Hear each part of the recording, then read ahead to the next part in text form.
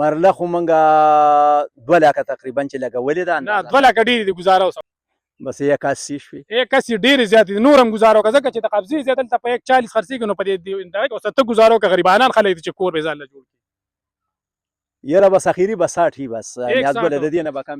السلام علیکم کتونکو. نن چې کوم ځای کې موجود یم نو موږ همیشه لپاره دا کوشش کړی دی چې موږ خپلو کتونکو ته هغه ځایونه وښایو چې کوم روغي د انتقال لحاظ سره د کاغذاتو لحاظ سره او د انویسټمنټ دپاره خلکو ته جوړي چې کوم خلک پکې سرمایه دلته انویسټ کوي یا خپلې پیسې انویسټ کوي او په ځای راشي. په دغه لړۍ په دغه سلسله کې نن موجود یم په نسته روډ خزانه ډیر اسټاپ سره نږدې د ایراب باندې یو 3.5 جریبه 3 جریبه ځای دی چې په هغې کې پلاټینګ شوی دی. دا سایټ ته چې کوم کدی تاسو ته وښیي دا ورته مین روډ راغلی بالکل تارکولي روډ دی پوخ روډ دی چې د دې انتقال بالکل روغ دی. د یو مالک نه به تا ته دغه میلاویږي.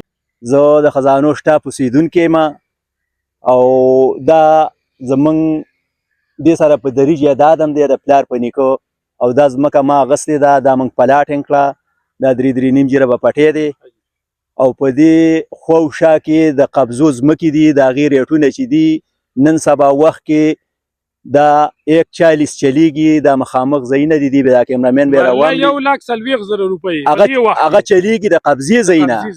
دا د انتقال ځای دی. تاسو که کوم اغوستونکي نو هغې دې داسې وکړي چې د دې علاقې پټواري سره دې ویني او هغه دې راولي او هغه دې دلته ودرئ چې بی زه دا ځای اخلم دا انتقال د دې ځای دی او که نه چې دا ځای روغ دی چې دا ځای روغ دی او که ناجوړه. که هغه ورته وویل چې او دا انتقال د دې ځای دی نو بیا دې پکې ګران کتونکي ځایونه والي او ډېر په کم ریټ دي لکه د قبضې په ریټ دی. مرله خو مونږه 2 لکه تقریبا چې لګولې ده. نه 2 لکه ډېرې دي ګزاره وسه بس 81 شوي. 81 ډېرې زیاتې دي. نور هم ګزاره وکړه ځکه چې د قبضې ځای دلته په 140 خرڅېږي نو په دې دغه کې اوس ته ګزاره وکړه. غریبانان خلک دي چې کور به ځان له جوړ کړي.